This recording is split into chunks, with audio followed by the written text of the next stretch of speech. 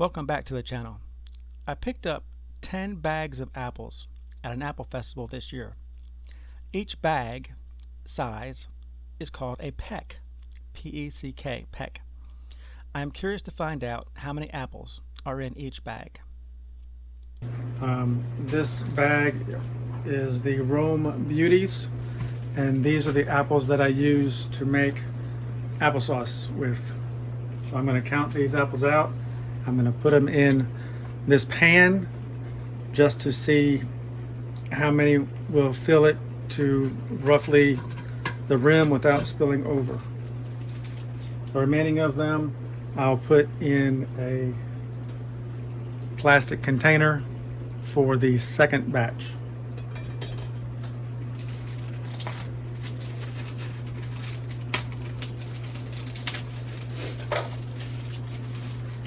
One, two, three, four, five, 6, 7, 8. That's huge. 9, 10, 11, 12. Well, 12 in that bag. One of the first bags that I opened up, there were actually 16 in a bag, but they were smaller apples. 12 were in that bag. And for recycling purposes, this bag is recyclable, so it will go into my recycling bin.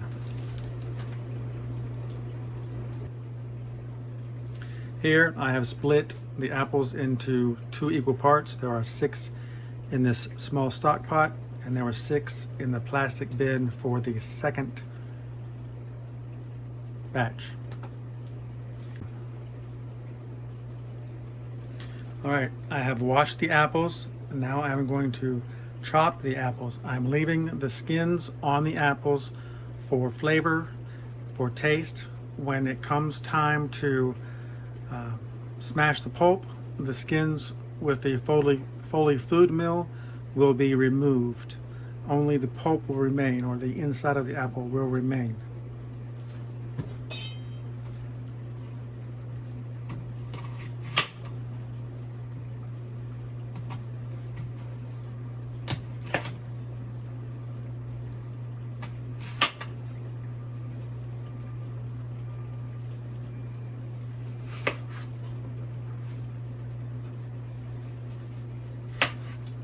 Normally I have a metal device that I use to core the apples. That's dirty, and I was too lazy to find it and clean it, so I'm using my good knife to slice up the apples. You don't want any of the core to end up in the pot while the apples are cooking, or run the risk of getting in the final product, because the core is made up of seeds, and apple seeds, when eaten in quantity, When digested, apple seeds release a small amount of hydrogen cyanide. so we don't want to poison anybody eating our applesauce. We want to do this as quickly as possible.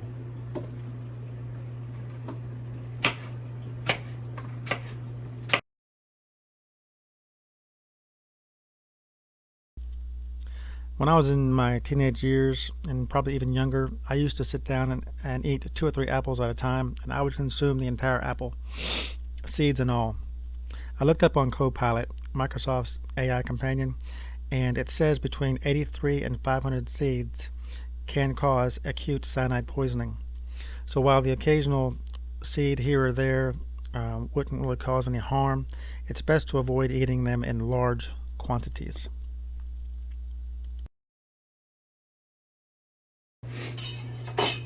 And that ends the cutting of the apples.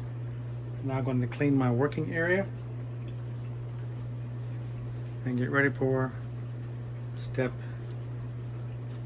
3. What I'll be doing with the applesauce is actually converting it into cranberry sauce. Any type of cranberries works. You don't have to have ocean spray. This is what I have on stock. This is a, excuse me while I read the net weight, a 12-ounce bag of ocean spray cranberries.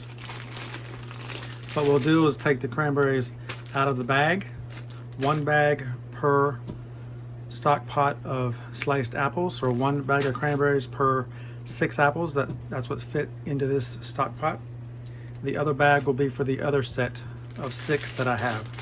Take the cranberries out of the bag, wash them under water, of course, rinse them off under water, and then put them in with the pot of apples.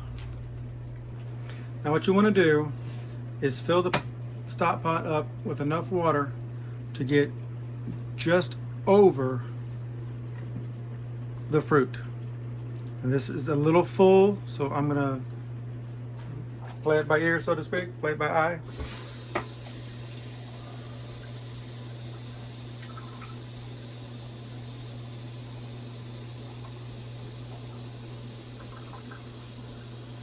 It doesn't matter if you fill with warm or cold water, it's going to get boiled anyway.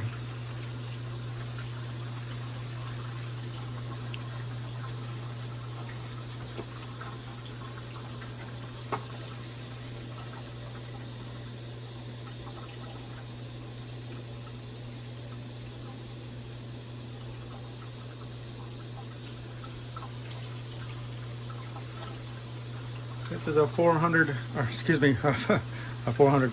This is a 4-cup container, or 1,000 milliliters, but I'm not filling it to the top.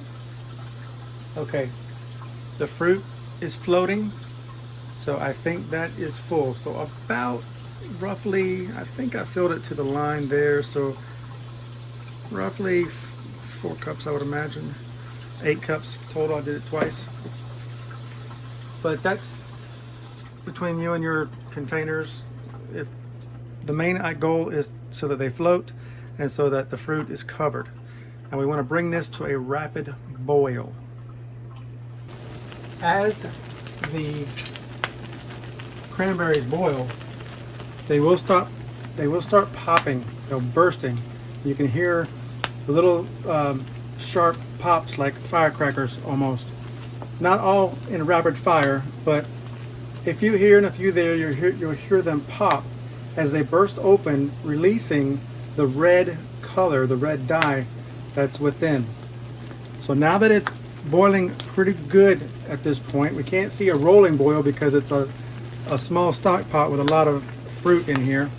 I didn't really count on this much fruit, and it's starting to overflow. So what we need to do at this point is reduce the heat down to medium-high heat. And then we want to cover it and let it continue to cook. Realizing now that I may be in trouble because this pot is overflowing with the way the fruit and the water and the cranberries are boiling over. I have another stock pot. I should have started with this one. This one was dirty and I was too lazy to clean it. So I started with this one. So at this point we're going to transfer from this stock pot into a much larger stock pot, where the lid actually fits perfectly. And it's hot, and I hope it blazes that I won't burn myself while I'm doing the transfer. So far, so good.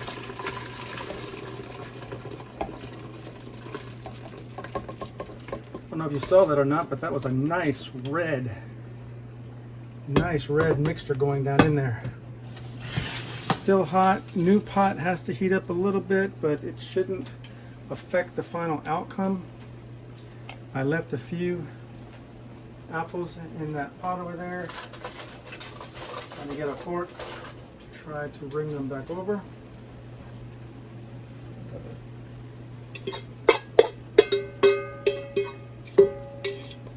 But this is actually working out good because when they get to where they're soft enough to smush, lack of a better term, I'll need to have another pot to smush them into. So that's where this pot comes in. So here it is on medium-high heat. We're going to trap in the steam and let it cook for roughly 30 minutes to an hour. It's all about the temperature in your area, the temperature of your stove, how hot you want to get it, how fast you want to cook it. I want to give that enough time to mix their flavors together. I'm not putting any seasoning in here just yet. Normally it's going to be a sugar of some type and cinnamon. My household's diabetic, so we use Splenda. I'm not going to use Splenda Blend because Splenda Blend has half real sugar and half Splenda sugar. I'm going to use flat out Splenda, and I'll show you that after a while. Now I'm going to set the timer on my stove for 30 minutes to come back and check it, give it a good stir, test the texture of the apples and the cranberries, and make a decision at the 30-minute mark as to whether I want to stop the processes, turn off the heat, and start reducing the apples into their finer applesauce texture. Okay, just like in any kitchen, you might hear different noises. I'm running my dishwasher. You may hear the dishwasher. The apples and cranberries have been on a steady, slow boil on medium-high heat for approximately 30 minutes. And I wish I could tell you or show you or give you an example of the smell. The smell that's in my house right now is so heavenly. You almost don't need to have cinnamon added to it because it is just smells great as it is. Now this is very much reduced. This is turned into a nice pulp. It's very soft. All the individual pieces are nice and soft. At this point, I am going to call it done. And so that I don't end up burning myself, I am going to let it rest with the lid on, with the heat off for 15 minutes.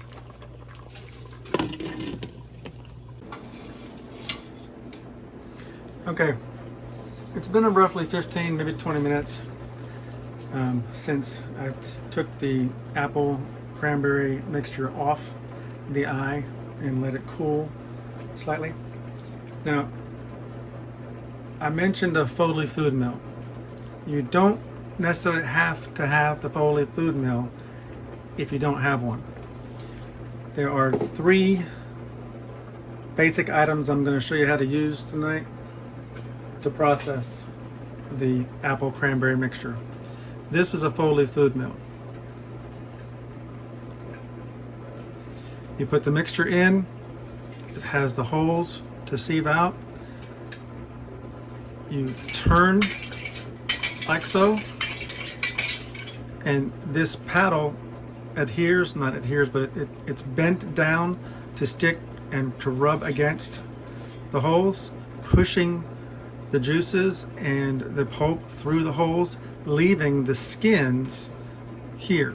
And so every once in a while, when it's a little overloaded with skins, you have to reverse it, and then this then becomes a scraper and pulls the skins up, and then you dump the skins out into the trash or into your compost pile. So that's the Foley food mill. We'll go over that one in a minute. Don't have a Foley food mill, but you have a sifter or a sieve like this, fine mesh holes. You can put ingredients in and then mush down, press down on it, go around as much as you can, get as much of the ingredients through the mesh into the pot. So you can use this. Don't happen to have one of those, and you can use what I believe this is called a ricer. It also has holes at the bottom. You would put the ingredients in, make sure the paddle goes down, and then squeeze and push, and the ingredients would fall out the bottom. So we're going to try each one of these, and then for convenience of time, I'm then going to go to the one that I use the most. I'm going to get a good, I would like to have a different spoon so that the juices come with. I'll probably end up bringing the juices later, but then it comes into here, and you push down as best as possible, moving around, pushing through, and you want to be able to get as much of the good stuff through the holes in the sifter.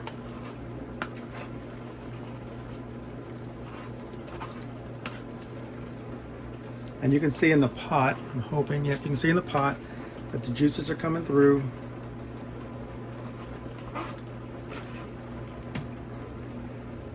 But as you can see, the sifter just, it leaves some pulp in there, and I really want that pulp because that's what the applesauce is. So for me, the sifter's not doing what I really want it to do. So we're going to sit it there. And I'm going to go for the next one, which is the ricer. I'm going to try to get this stuff into the ricer. Like that. Now look at all that good stuff left right up in there. I don't like that. I want to keep that. I want to keep that good stuff. So hopefully I can get that out. Now in the ricer, got some in there, and you push it through, and look at all the rest of that stuff that comes squirting out and about. It's kind of why I like the ricer also.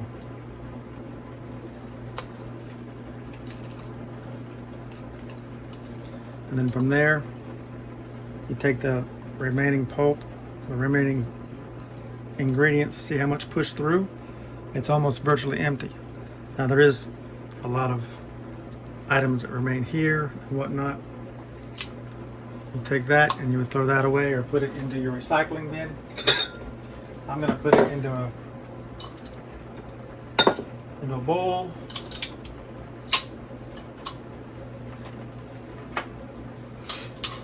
So we can try the ricer one more time to see how it really can produce the needed effect for what we want to get done.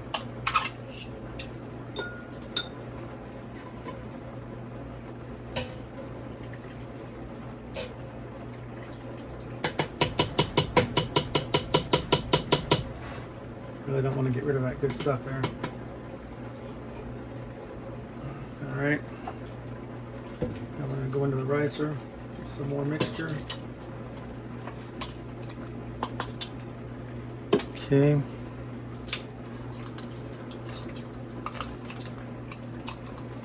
pushing it through.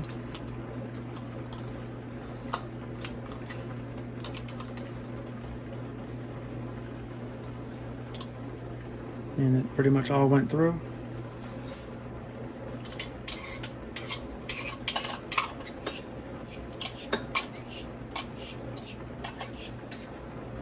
This batch, I fear, is going to be more juice than anything else. I may have put too much water into the mixture.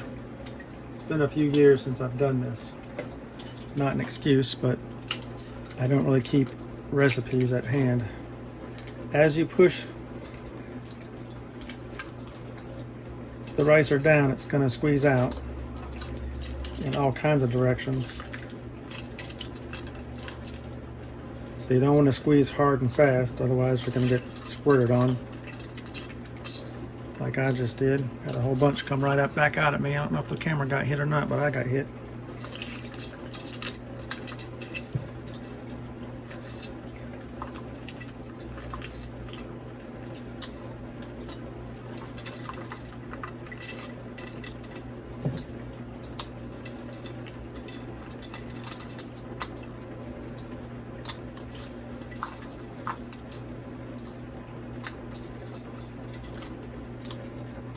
Okay, now we're going to go for the final piece of equipment that I like to use, and that's the Foley food mill. The ricer's good with small batches. This was a bigger batch that I've made in a while, so the ricer didn't quite do what I expected it to do. Foley food mill has I don't know what you call it, handles, clips, whatever. So you can sit it right on the edge of your pot, and so it can be steady while you're doing it. So I'm going to put the already smushed stuff in here to see if I can get any more of the juices and the goodness out of here.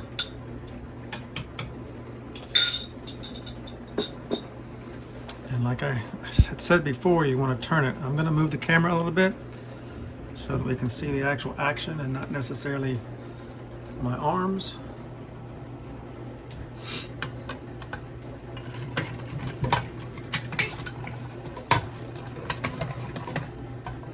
Get the spoon out the way.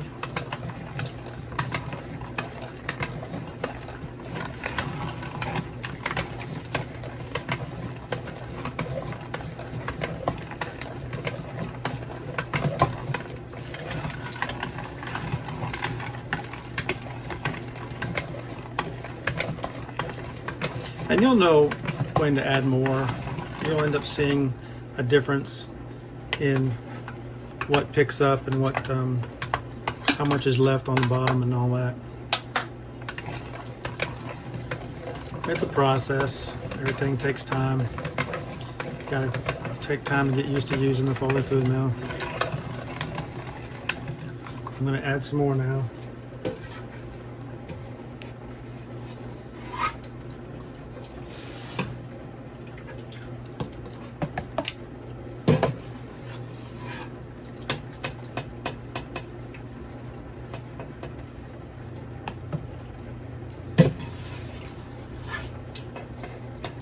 And a byproduct of having too much water in the mixture is you can use the juice to drink. There's no point in wasting all the juices down the drain. You might as well drink the juices. It's a nice morning juice. But you can see the apples on top of the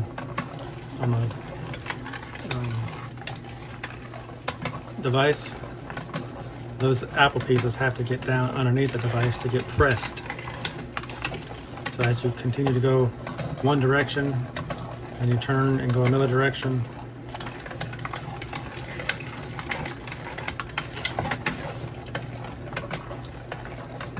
your items eventually, the apple eventually goes down to where it needs to be. I'm going to scoot this forward so it'll get underneath the presser. Get this one down.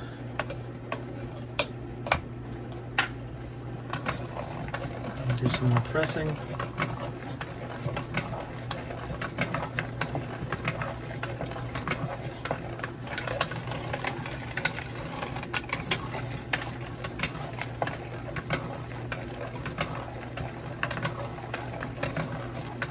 Okay, I'm going to add some more.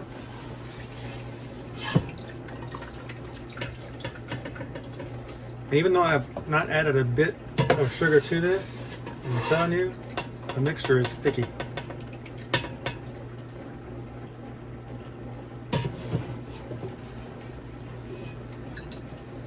It's almost about done. I'm probably going to end up draining off the liquid from the applesauce because it got more liquid than I expected it to have.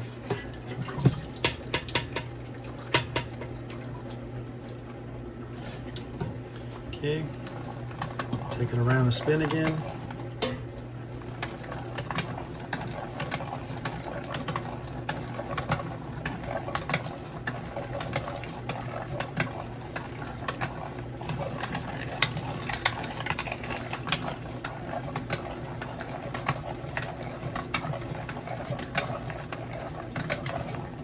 All right, let's drag that off so it gets underneath presser. Okay.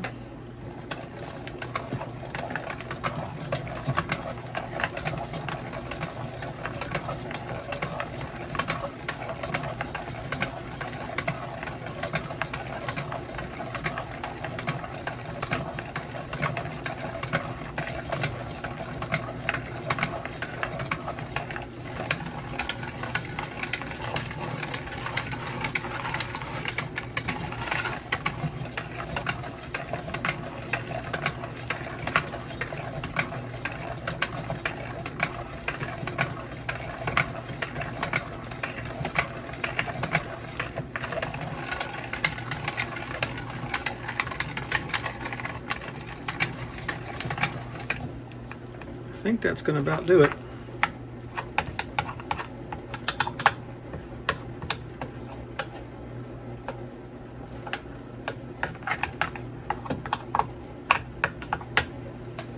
Couple more rounds.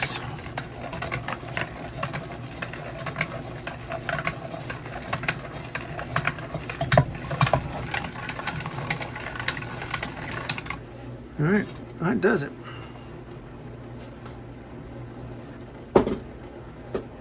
So we are left with, and you can sort of see the applesauce there. We are left with applesauce.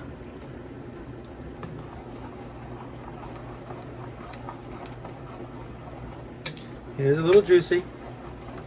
I'm going to turn the oven on and let it probably between medium and simmer. So maybe if you have a stove top that has numbers on it, I'm probably going to put it between 2 and 3.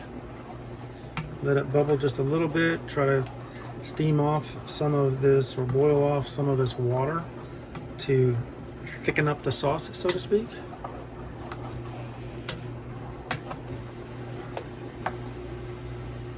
And it does look like applesauce. It's not as thick as I would like it. You can see the pieces of cranberry inside the sauce. See those little dots there? That's a little cranberry in there. And of course it is red. So that definitely indicates cranberry. I'm going to turn the oven on to between 2 and 3. Going to get this heated up just a little bit. See a couple bubbles. I'm not going to bring it to a boil because I don't want to scorch it or burn it. But I do want to allow it to try to thicken up a little more than what it is. I put the cranberries in it because I want to make this into cranberry sauce. It's real close to Thanksgiving, and I want to be able to take sauce for cranberry dinners, for turkey Thanksgiving dinners. I'm going to take a little taste test to see what it tastes like. That's good. And it's almost to the right thickness. Not only is my taste test tasting it for the flavors, but I also want to taste it with my, the textures, for the right texture of actual applesauce. Because that's what I want it to be. I want it to be applesauce. And that is good. Now, as far as the liquid goes, I can actually put the liquid into a pot. Or in this case, the same container I used to put water into it.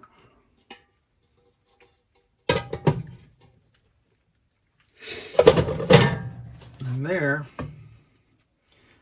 it's a little thick, but that is apple cranberry juice. Can also be used in the mornings for a little pick-me-up for apple cranberry juice.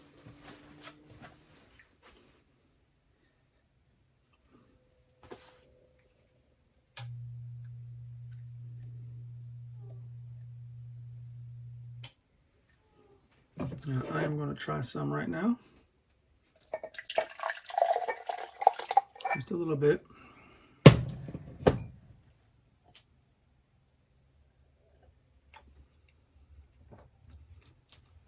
It is slightly warm. I forgot it came out of a hot pot. But that's not bad. Yeah, it could use a little sweetening up, but that's not bad.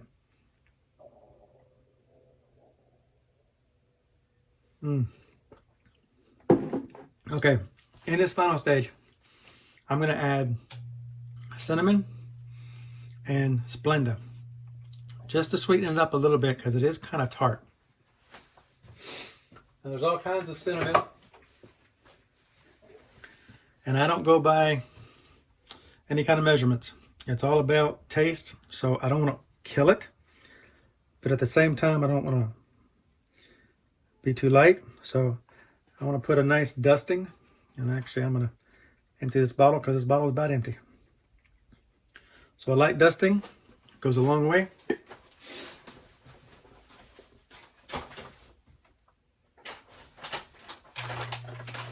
And you'll never even know it was there once it gets mixed in with everything else. And then the Splenda, like I said, I'm going to use the regular powdered type Splenda. I'm not using Splenda Blend because I don't need the extra added sugars. And again, there's no science to this except that I tasted it before I put the sugar in there, or the Splenda in here, and it was quite tart. So now the cinnamon's in and the Splenda's in. Just gonna mix it around. And in some cases, mixing the Splenda and the cinnamon in with the water will also thicken it up. You can also put a slight amount of cornstarch in here if you really wanted it to thicken it up, but I would actually just allow the heat to remove the excess water and call it quits, because you don't want to make pancakes. You don't want to put too much flour-based type ingredients in your applesauce, and what we're calling now cranberry sauce, because I also cooked cranberries in. So I got it good and mixed in, getting all the white, as much of the whiteness out that I possibly can. The heat is on. I can see the eye lighting up underneath.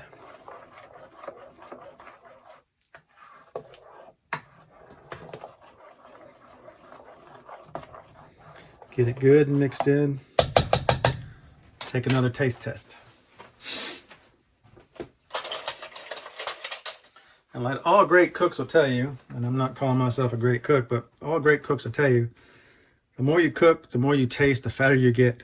So luckily for me, this is just fruit.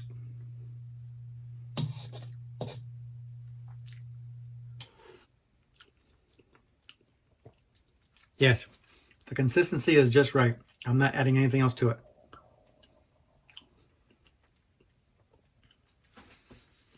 Because it is cranberry sauce, and it is going to be for Thanksgiving.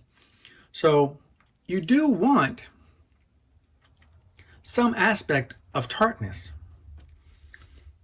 The cranberry sauce you get in a can, that's that gel cranberry sauce, that has a bit of tartness to it. So I think this is good the way it is. I'm going to let it cook on the eye for probably another 15 minutes, checking it every 5 to 10 to make sure the thickness is getting the way I would like to have it. And then when that is completed,